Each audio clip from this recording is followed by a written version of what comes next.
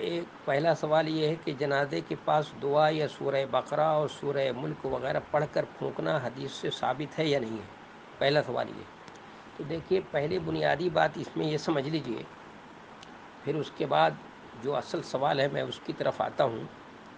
پہلی بنیادی بات یہ سمجھ لیجئے کہ مستحب ہے کہ مرنے والے کے پاس، اس کے بعد جنازے کے پاس نہیں، مرنے والے، یعنی کسی کے موت کا وقت قریب ہو، جانکنی کا عالم ہو، اس وقت مستحب یہ ہے کہ صالح لوگ آئیں، نیک لوگ آئیں اور اللہ کا ذکر کریں. اس کو امام احمد نے، مسلم نے اور تمام اصحاب سنن نے اس کو نقل کیا ہے.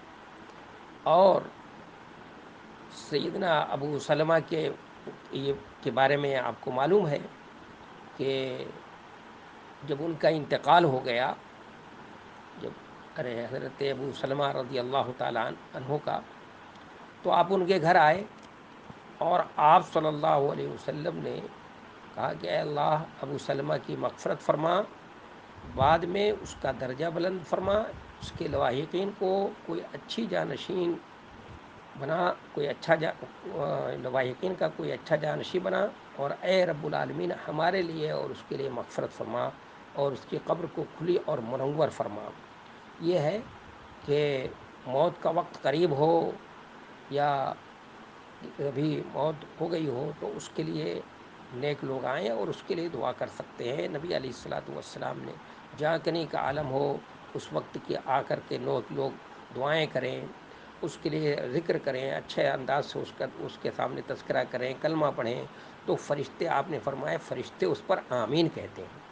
اور یہاں پر یہ کہ ابو سلمہ کا انتقال ہو گیا تو آپ آئے ان کے گھر، ان کی آنکھیں کھلی ہوئی تھیں تو آپ نے آنکھیں بند کر دیں اور کہا کہ جب روح نکلتی ہے تو نگاہ جو ہے اس روح کا تعاقب کرتی ہے، اس لیے آنکھیں کھلی رہ جاتی ہیں، اور اس کا آپ نے بند کروا دیا ہے.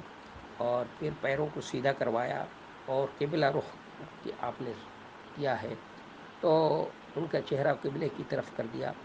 آپ نے پھر آپ صلی اللہ علیہ وسلم نے یہ دعا فرمائی ان کے لیے، اور اللہ تبارک و تعالیٰ نے یہ دعا قبول کر لی کہ بہترین جانشین ان کے گھر والوں کے لیے اللہ تعالیٰ نے، یعنی حضرت ام سلمہ رضی اللہ عنہا کی شادی آپ صلی اللہ علیہ وسلم سے ہوئی.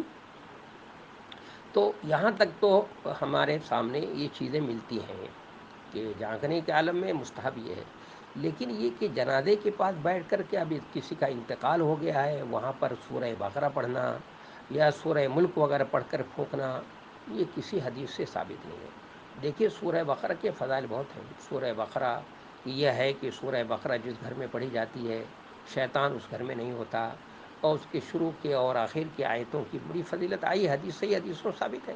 اور سورہ ملک کے بارے میں بھی بڑی فضیلت آئی ہے، 2-3 حدیثیں تو اس کے بارے میں ہیں. اور یہ بھی ہے کہ سورہ ملک مانعہ ہے، یعنی وہ انسان کو جہنم سے جانے سے روکنے والی سورہ ہے، اور جو اس کے پڑھنے کا اہتمام کرتا ہے تو عذاب قبر سے بھی محفوظ رہے گا. لیکن اس کے پڑھنے کا یہ اہتمام کرنے کے لیے کہا گیا ہے کہ اس کو پڑھا جائے، سورہ بقرہ کو پڑھنے کی تعلیم. یہ نہیں فرمایا نبی صلی اللہ علیہ وسلم نے کہ سورہ بقرہ کو کسی کا انتقال ہو جائے تو اس کے جنازے پڑھی جائے، یا سورہ ملک پڑھی جائے گی تو اس کا یہ فائدہ ہے. اس لیے چونکہ اس کا کوئی ثبوت نہیں ملتا ہے اور یہ نہ کسی بھی حدیث سے ثابت نہیں ہے، تو آپ جانتے ہیں جب کسی چیز کا ثبوت نہ ہو اور آپ اس کو اگر دین سمجھ کر کرتی ہیں تو یہی بدعت ہے، یہ غلط بات ہے. اس لیے ایسا نہیں کرنا چاہیے.